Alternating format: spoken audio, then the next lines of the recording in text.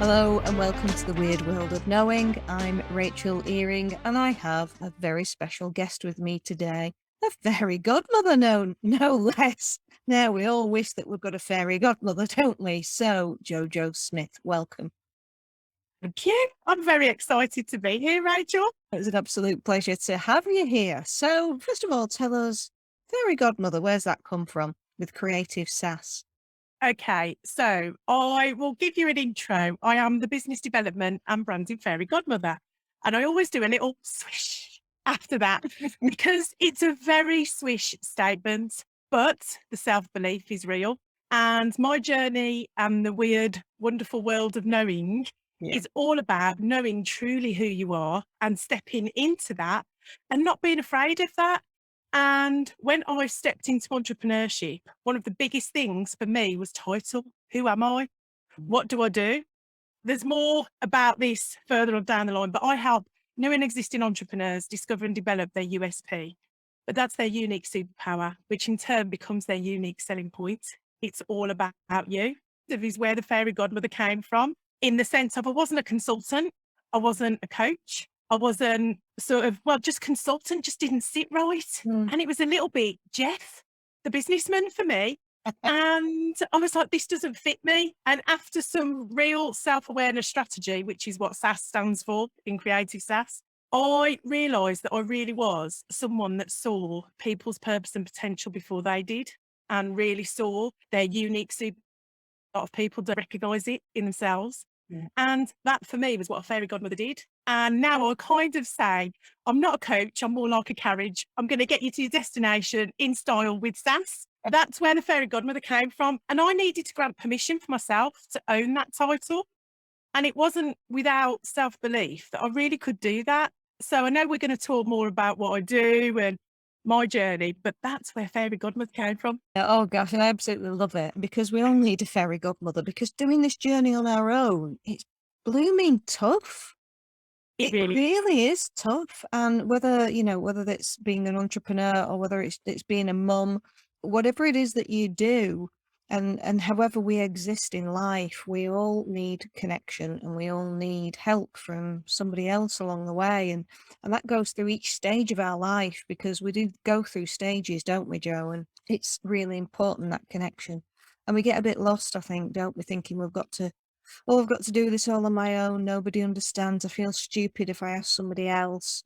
How can I not know what I want to do when I've got all of this put together and just finishing it off and getting it out there? I think that's the most difficult aspect of us, our It's unique beings. It really is. For me, it was about, and you've just kind of said it, but it's about the hand holding and it's about the permission and it's about the encouragement and the cheerleading. For me, I was like, what describes this? We may go into this, we may not, but further back in my life, I'm a survivor of the childcare system.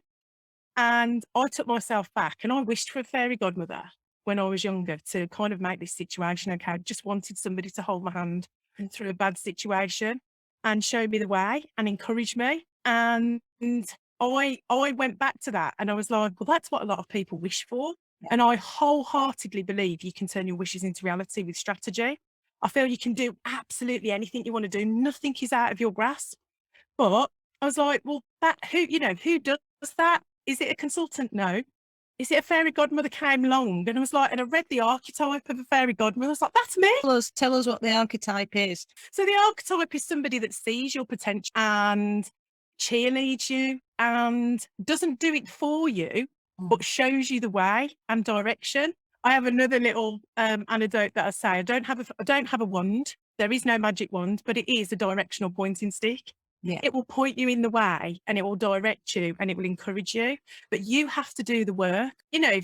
Everybody knows the Cinderella story, don't they? Yeah. It's kind of like, what you think are pumpkins could absolutely be something phenomenal for you if you just see it. And I do tend to have a very creative business development. That's my actual career, corporate history. Mm. It was like putting the two together, seeing somebody's potential, having the business development aspect and kind of putting those together to create a life that serves you. I've done it for myself. I've made up my own job. I'm a blooming fairy godmother. But what I'm doing is really serving entrepreneurs, new and existing.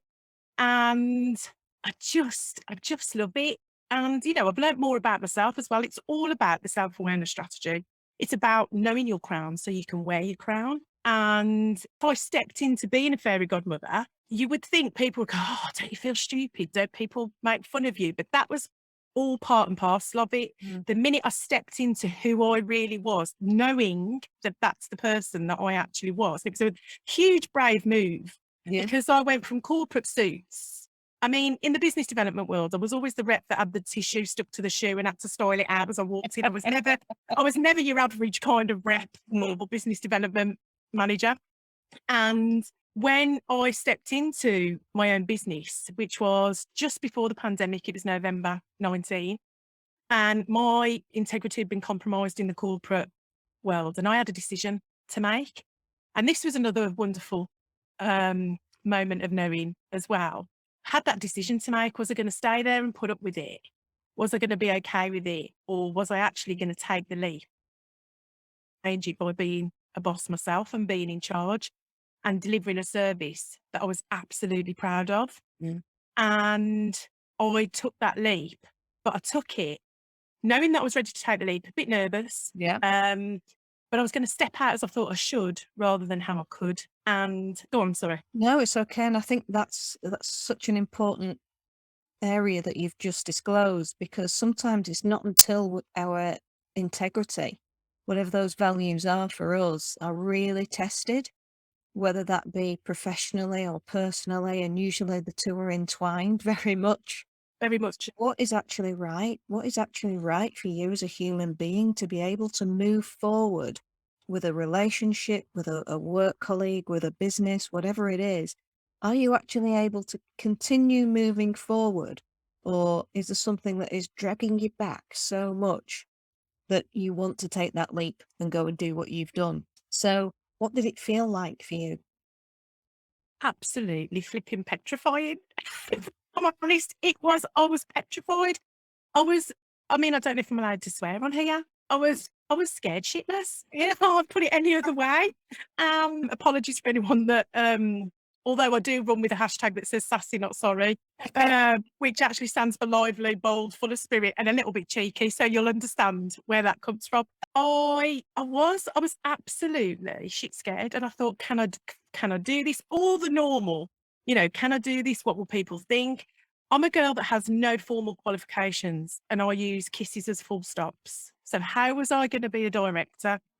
When I actually took my mum, which is really a funny story, I took my mum with me to the accountants when I registered the business because I don't really listen to some. I knew that when I went, I'd be that intent on getting all of the detail that I thought I'll miss something. So I took my mum with me because I was like, we're going to an accountant's. That's a big deal. Yeah. So I went and mum came with me and I came out. And the following day, somebody asked me what I did or something like that. And I was like, I kind of whispered it and it wasn't because it didn't feel right. I couldn't believe that I could own that title, but I was.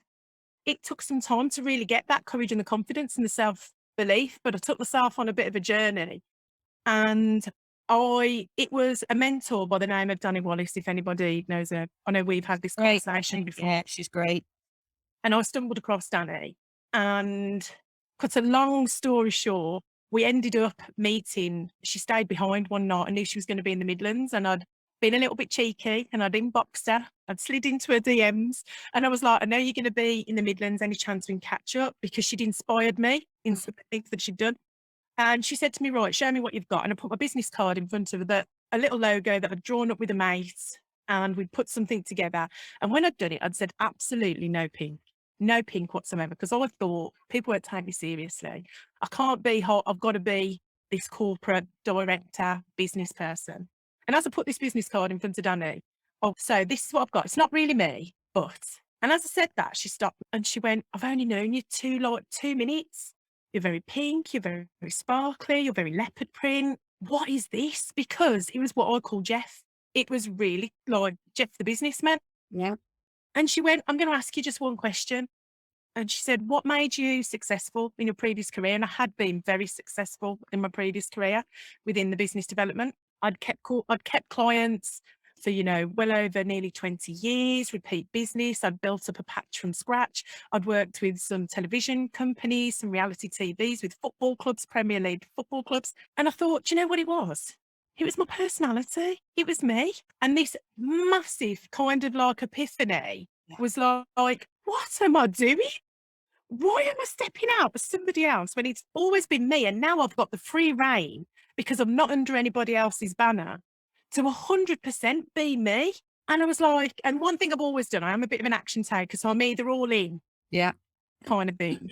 But I was just all in on the wrong way before. But the minute it was almost like she gave me permission as well, which is another thing where the whole fairy godmother comes in, because Yeah. permission slips, I'm doling them out left, right, and centre because you don't actually need them. But if I need to give you one, I'm Yeah. going to give you a permission slip. Yeah. Uh, She said, just be you. She said, you'd really need to get your branding done professionally.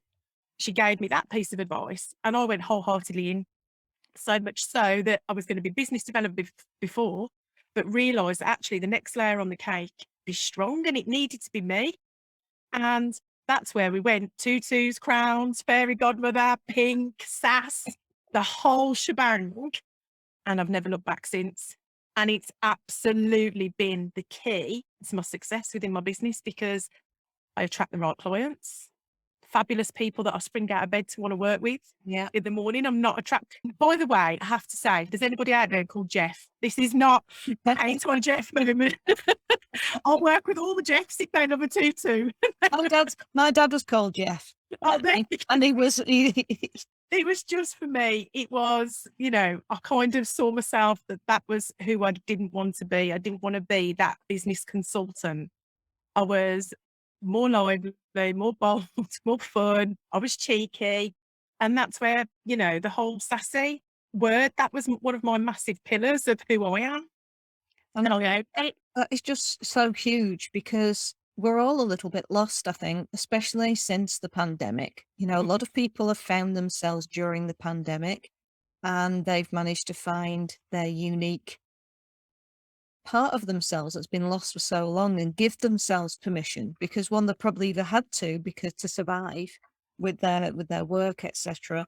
But to actually give yourself permission, we can't just do that on our own. Usually we usually need somebody else to say it's okay.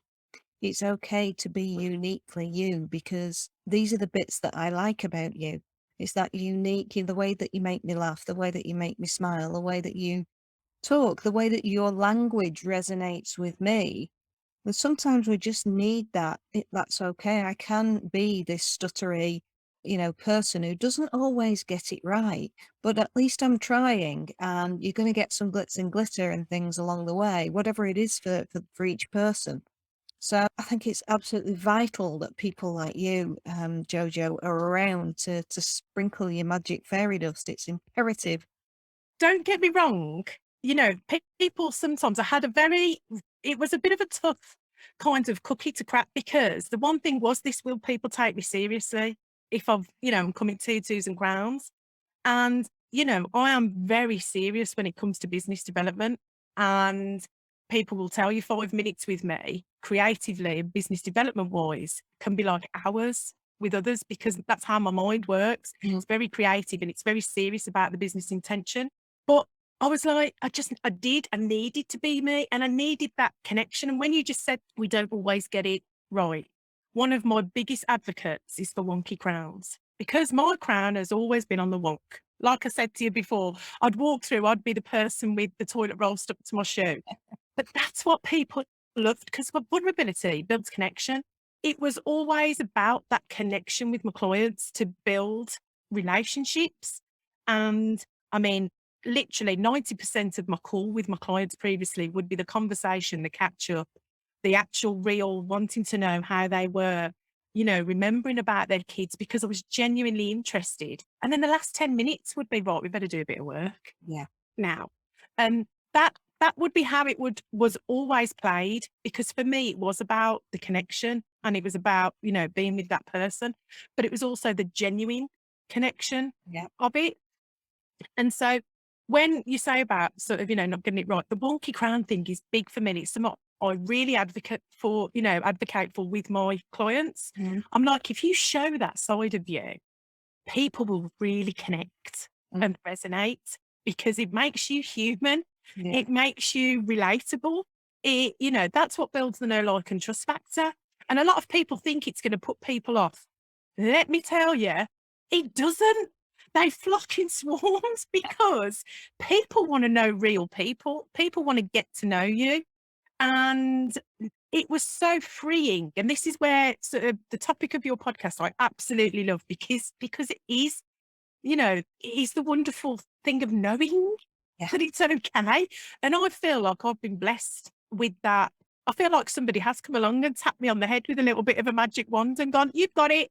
Not as in I'm special, but here's the power of knowing.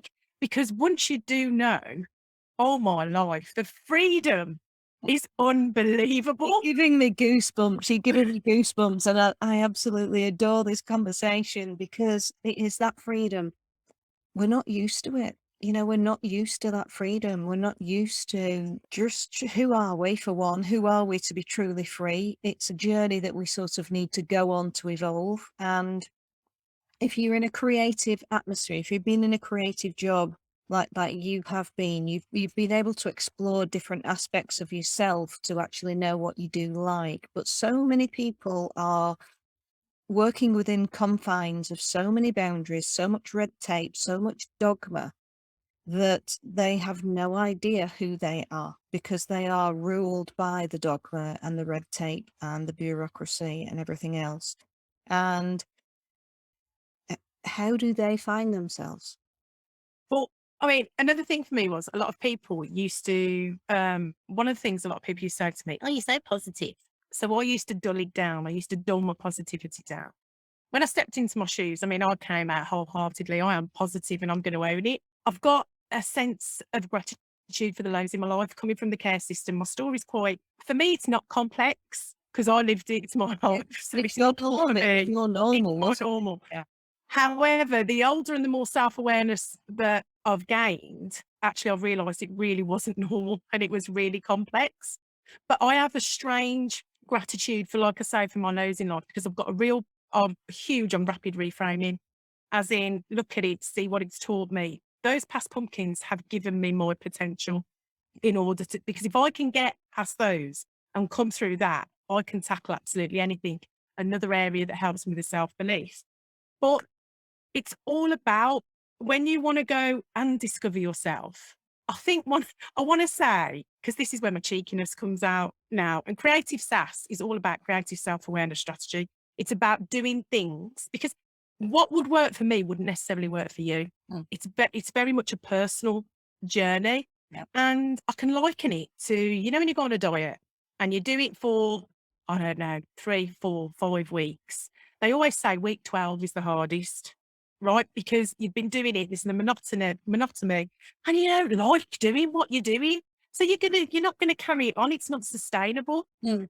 So for me to figure out things and do things that absolutely light you up, to find out new ways about yourself, that's the secret. That's the key. So one of the things is like, I want to say it's like colouring outside of the lines. Yes. Yeah. Just do Get it. rid of the lines. Get rid of the Get rid of the lines. And if that means you've got to buy a colouring book Mm. and you just start by colouring outside of the lines, straight away you're breaking some of those boundaries. Oh, I, absolutely. I do think boundaries are good because I think you need different kind of boundaries in order Yeah. to really progress. They have to become your boundaries. So make up your lines. It's Do you know what I creating mean? that new structure, isn't it? It's Yeah. creating that new structure that you are secure in the foundations of your own integrity, your own self-worth, your Yeah. own power, but actually releasing other people's dogma, other people's red tape, other people's whatever it may be that are you're feeling so restricted, like you can't breathe sometimes within it. That's so, so powerful.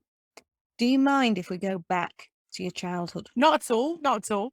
So you were talking about pumpkins and how they hold you back, but when you break out of them. So sometimes like we are meant to experience as much as possible in the time that we are here. And that means all our emotions. And unfortunately, they're not always going to be great emotions. Sometimes we've got to go through the fear and the shame and the guilt and the bitterness and the resentment and the frustration and the why me. And that will come at a different point for every single person in their life. And for some, it's in their childhood. What were those pumpkins for you? Definitely. I'd just like to say, if we don't have those, how on earth would we learn? Mm. So please take all of those and realize they were gifted to you to learn, because otherwise you wouldn't be able to learn. And I believe we're all here to help somebody else as well. So your past trauma becomes somebody else's treasure map if you share it. So that's just something I just wanted to say there. Mine were definitely in my childhood. And I think a lot of us, it's in our childhood, but sometimes you don't even remember it or realize that it's happened. Yeah. And I'm not talking necessarily about great big traumas. These can be the tiniest things. It can be one comment that somebody said in your childhood that has just stayed with you, that will stop you and give you a limiting belief, or, taking you down a path that now your brain, because it's been there so long, that's all it knows. So for me, do you want me to tell you sort of what kind of happened? I'm more than happy to. Absolutely. I'll keep it. Yeah, 'cause I mean, I say I'm 40, I am 47. I always say fairy godmothers don't age. I've kind of decided that's where I'm staying. But so it's quite a long story, but in a nutshell, my real mum, and when I say real, I don't mean I had a plastic one. My real biological mum had MS, multiple sclerosis, so therefore was unable to care for me. So I was placed in foster care. I was placed up for foster care. My mum had another daughter 10 years previously who had been adopted. So my mum wouldn't allow me to be actually adopted because she'd lost a lot of contact Mm. with Hannah, my sister. So when it came up, now I'm talking about mum and dad. That's my foster mum and dad, but I refer to them as my mum and dad. So I refer to my real mum as Anne, just to keep it simple. So I was placed in foster care with mum and dad. They were told that it was an unwritten adoption, then got me all but papers because mum had got MS. That wasn't likely to get any better. So it was fine. I was going to be with them full stop. Yeah. As it happened, so from 18 months till the age of 6, I was with mum and dad. My mum, Anne, then got well again, and social services, because MS now we know, obviously it was a bit further on. Now we know MS can really fluctuate. And it was decided that it was best that I went back to my real mum. That's where my rightful place was. Devastation with my foster family, because I had a brother as well, a whole extended network of nans, granddads, aunts, uncles, cousins, quite a big family on that side. So it was a massive wrench at the time, but not necessarily for me, because for me, mum and dad had really instilled good, solid structure.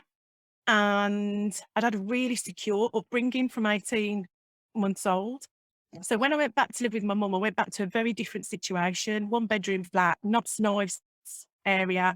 And I became the carer for my mum at the age of 6. I was walking to school on my own at the age of 6. Now, if anybody knows Spaghetti Junction, that's by where I lived. So I was walking to school at the age of 6 by Spaghetti Junction. Wow. I didn't even let my kids off the drive till they were about 16. Yeah.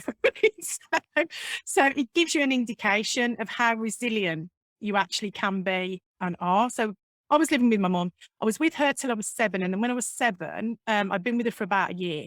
One night we'd been somewhere and she'd been sat in the chair and she'd been there all day. And I just said to her, "Is it time for bed now?" And she said, "I can't move." I had to ring an ambulance. And as it happened, she was paralysed from the waist down. So I rang an ambulance and they asked me if I'd got anywhere where I could go. I mean, when you think now, that just wouldn't happen. No. There'd be an action plan in place, but the actual ambulance driver said to me, "Is there anywhere you can go? Is there anyone that will have you?" I was 7. Yes. And I just remembered, and mum on the playground had said to me once, "Oh, you'll have to come round for tea," Oh. as mums do. Mm. And I remembered where she lived, because we hadn't really got a network. My mum hadn't really got any friends. We had I had my granddad, but he was quite elderly. Yeah. And, I didn't know to ring him or anything. Anyway, they took me round to this house. I stayed there that evening. And then the next day, they took mum off. And then the next day, the kids from the estate came round and was like, "You're going in a children's home." I'm assuming there'd been phone calls between the parents or whatever, and kids had heard them. Lo and behold, that afternoon, I was in a children's home and I stayed there for around about a year. Cut a long story short, purely by accident, mum and dad found out I was back in care. Mum and dad found out I was back in care, and we say by accident, I say by fate. Yes. And they were like, why has nobody told us? They were in the process of fostering two of the children. Oh, And my name came up and they were like, why has nobody told us? We yeah. want her back. And so they took all three of us. And so I went back. I mean, that's like the quick version. There was visits in between that and weekends Oh, and stuff like that. And I ended up back with them. So I only actually had 2 years of my life away from mum and dad. yeah. Um, you can understand why I've got the gratitude Yeah. for, because I'm like, my life could have been so much worse. So much worse. That doesn't mean you can't feel the bad stuff. Do you know what I mean? Because you can, but it's about not holding on to it. And it's about not, I'm going to say quite a harsh comment because some people won't like it. It's about the choice Yeah. of not holding on to it and really taking responsibility for that. And I've never seen it as a bad situation. I've seen it as what's made me. Yeah. And when we say about wishing for a fairy godmother, it was when I went into that children's home, that big, scary old Victorian building that had kids from the age of sort of like 3 right up to 20 with all different issues and elements. You know, we're talking 40 years ago. And, you know, it was a big shock to the system. And I remember wishing for a fairy godmother Oh, and just wishing somebody was there to hold my hand to show me the way. yeah. And now, sometimes I get upset when I talk about it, but it is my story. Yeah. And it's definitely now, oh my goodness, I look at all the things and I'm like, if I'm so sorry, my emails keep getting up if there's a noise. Oh, It's not fairy godmother sounds. I don't come with my own. I don't come with sprinkling of fairy dust is happening. it just keeps happening. But you know, I look back at that and I'm like, if 6-year-old me can deal with that, oh my goodness, bring it on, world. But it took a lot of self-awareness to really figure that out and see that. Yeah. And I look back now and they are my power sources, because I'm like, if I can come through that, I can absolutely come through anything. Bring it on. And that's the message and the mission that I'm on, is to say to people, right, you can do whatever you want to do, because whatever you've done previously proves that you are here and you can carry on and you can do whatever you need to do. So it's Wow, Jojo, what a life you've led. But I mean, how beautiful that you've been able to view it the way that you have, and you ended up back with mum and dad. God bless them. Absolutely wonderful timing. And these things always happen in the right way because there's an energy of knowing that goes out to the right places. I know that is a fact. And I know that some people will probably disagree with that, but you ended up where you were meant to end up. totally, and Have that. still it's happening, and still it's happening. But the beauty of it is that you're moving forward with it. You're moving forward with those new knowings of gratitude and love, and actually, very much like if we're living in that world of fear and shame and guilt, we can repetitively build on that, and it builds and builds like this great big snowball around us, and it's really difficult to break free. It's exactly the same when we start to roll forward and build momentum with gratitude and love. Totally. It builds and builds and builds, and it takes you on the most intoxicatingly blissful journey. And Doesn't it? you know what? You are on that journey with some force, lady. In a tutu. But I'm living my best life in that sense. And when you hear people say that, you're like, oh yeah, I bet you're living your best life. Do you know what? Literally, we do have downs. We have not great days, but I have what I call wobble recovery. And it's how quick you come back to happiness from that. It's the choice of how quick you come back to happiness from it. You absolutely have to feel the bad stuff, because if you don't, you'll just hold on to it and it will do you no good and it will eat you up inside. But it's about knowing yourself, dealing with it. And then you, like you say, keep taking those steps forward. They can be the minutest steps. Just keep taking. They're pretty powerful. They are Yeah, so powerful as long as you keep taking them. And that sometimes it's okay to rest. of Sometimes it's course. really okay to rest and not take any steps and let your body catch up with your mind and your mind catch up with your body, whichever way around. But ultimately keep going. Ultimately keep trying to move forward, and you'll get there. I think the key I just want to say really quickly there is keep moving forward, but move forward in the things that you love. If you're doing anything that doesn't serve you, chuck it out, get rid of it, because that's when it becomes a chore. If I find when you say pause, I pause because we need to pause. We need to pause to feel, we need to pause to recharge. But when I'm doing the things that I love and I've chosen to do those, then I can't wait to get back to it. And that's the difference. It absolutely is. Hence, that's why I'm doing these podcasts. You know, sometimes you've got to create something totally new just for you, just for you. And I know this is now going to be going out, and I'm meeting all beautiful people like Jojo and everyone else on this podcast. But sometimes you kind of be a little bit selfish and do this for you, even if you don't know if you're capable of doing it, which I didn't. And I'm getting my way around it and I'm moving my way through it. And here I am. And when you start meeting beautiful people like Jojo and everyone else, it's like having your own coaching journey every day when you're talking to people. And as a therapist myself, you know, gosh, I'm well aware that I need to be back out in the world of people who are inspiring me and helping me move forward. So, Jojo, thank you for being one of those people. Can I ask you a question? What advice would you give somebody going into the world of work, maybe for either the first time or re-emerging into it in a different way? Do you mean as in entrepreneurship?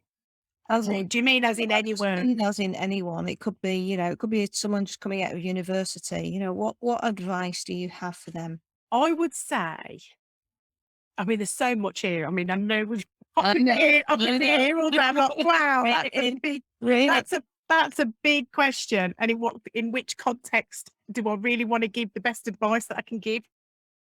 And I think you touched on something then that I feel really passionate about in the previous couple, but I think it relates to this as well. You said about being selfish, okay? And I really struggled with being selfish because I've got so much gratitude for everything that had been given to me through life. So until really like sort of the last sort of 3 years, 4 years, have I allowed myself to be selfish, because selfish is quite an ugly word and we're built up with it. Don't be selfish. Don't be selfish. It's kind of drummed into us. It depends how it's done, though, don't it? Totally, totally.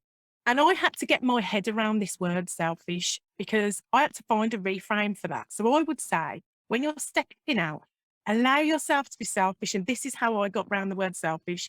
Like I said, I use kisses as full stop. So I'm no grammar queen or guru or anything like that. I broke the word selfish down into 2 words, self and ish. And ish is always, I'm always going to see you around 2-ish. I'm always, I'm an ish kind of girl. I'm on there because I'm colour outside the lines, right? So ish, if you look at it in the dictionary, stands for to some extent. So permission slip granted for anybody that wants to be selfish because it's yourself to some extent. So just gift yourself to some extent and do it for you.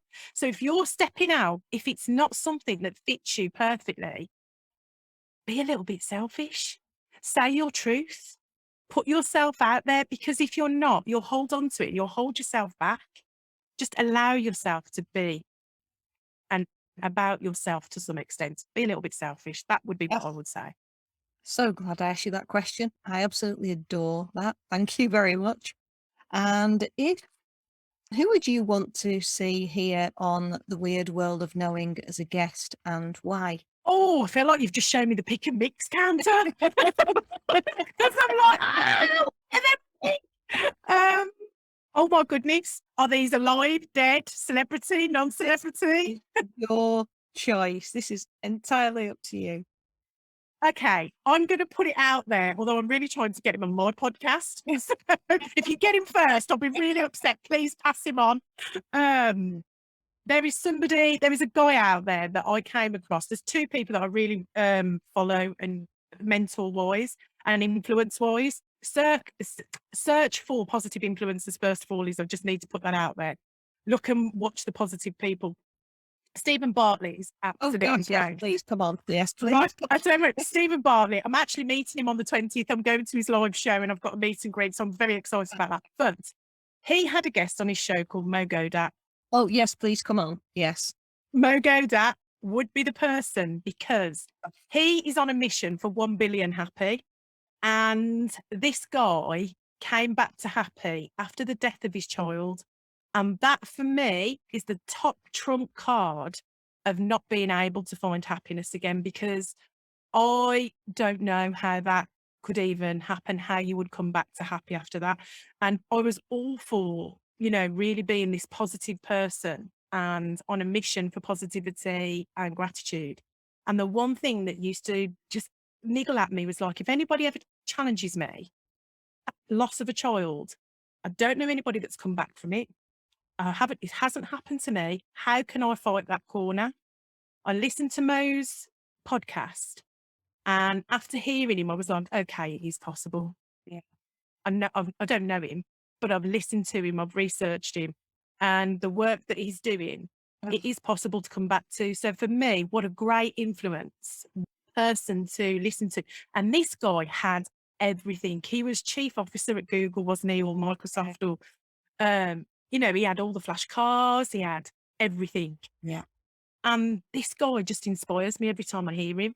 I mean, And incredible. And gosh, if either of those, but especially Mo, because not only that, his new book, Scary Start, is scary and smart, isn't it? one of the most powerful. If you're ever going to read anything or listen to anything, then please do. I would suggest that you actually purchase that and delve into it.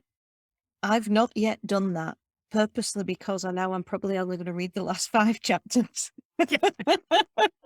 Because the scary part, I think sometimes when you're on this journey of building that momentum of being full of love and gratitude, yes, it's going to remind me why I need that love and gratitude, but the next 5 chapters of actually keeping the momentum on that is going to be really, really important for my journey. But it's all about AI, it's all about artificial Yeah, intelligence, and actually as he has been in that world for so long, how it's changing and how we have this time limit of actually what we as human beings are going to be able to teach AI before it takes over. So it's a responsibility. And I think that's we could have a whole other podcast about responsibility of what we need to do. and we need to be responsible. We need to Yeah. start taking responsibility for our own emotions and our own love and gratitude, as you certainly are doing, Joe, and you are leading the way with this. I absolutely adore your approach to it all.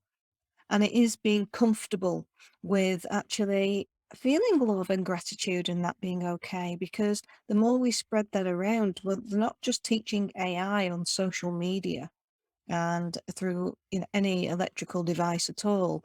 We're actually just teaching the rest of our community and the dogs who want to join in, who always join. Don't you love a wonky crown? I've had the fairy noises, and that's been all the messages coming through. And Mum, I don't know how to turn it off. That's my wonky crown. Yeah, for me, that's also a confirmation, because usually the dogs bark at those really opportune moments of agreeing that actually, yeah, this is really important. This is something that we all need to be doing. So on that note, I'm going to leave it there with the dogs barking. And a great big thank you from Jojo. Jojo, how can people get in touch with you? If you want to hang out with me a little bit more, or you want to come and look at the world of the fairy godmother, you will find me on all social platforms at Creative Sass. But I have to just say it's CREATIV, no E, SAS, because I spent years telling people there was no E on the end of Joe. So I decided to take it on creative as well. So Creative Sass, or Jojo Smith on Facebook, and the website is www.creativesass.co.uk. Fantastic. Joe, it's been an absolute pleasure having you on the weird world of knowing. I'm sure everybody has got so much out of this, and hopefully we shall see you again soon. Take care, my love. I hope so. Thank you for having me. Bye-bye. Bye. Thank you so much for listening on The Weird World of Knowing. I do hope you enjoyed your time with us. I'm Rachel Earing, your host. And gosh, I'm having a ball putting all of this together for you, so I hope you are too. And if you are, please do like, subscribe and share with those who might actually benefit from these weird moments of knowing as they realise how many of their own they've been having all their life. Take care and we'll see you next week.